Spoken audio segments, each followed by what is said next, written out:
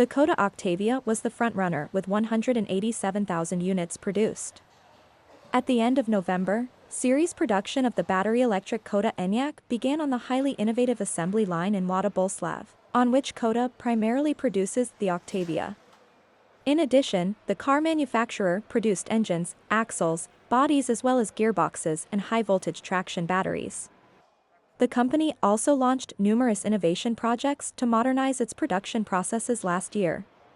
The Kvasiny plant produced around 270,000 units. Apart from the Skoda Superb with plug-in hybrid drive, the Kodiaq and Kodiaq SUV models as well as the Skoda Kodiaq were also built here.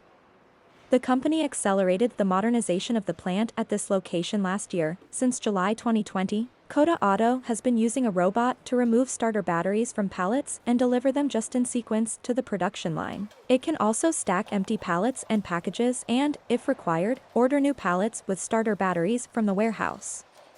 It moves with the help of mobile guidance. Since 2020, the company has also been testing a system at the Kvasiny plant to enhance occupational safety. Forklifts can detect other industrial trucks or employees and brake automatically if there is a risk of collision.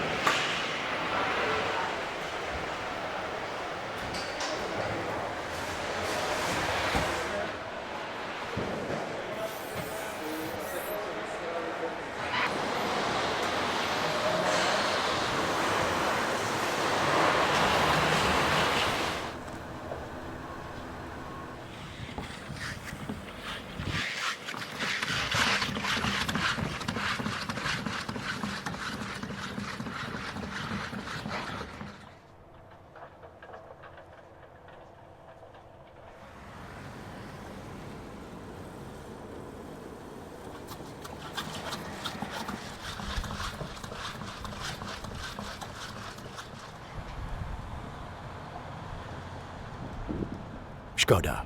Simply clever.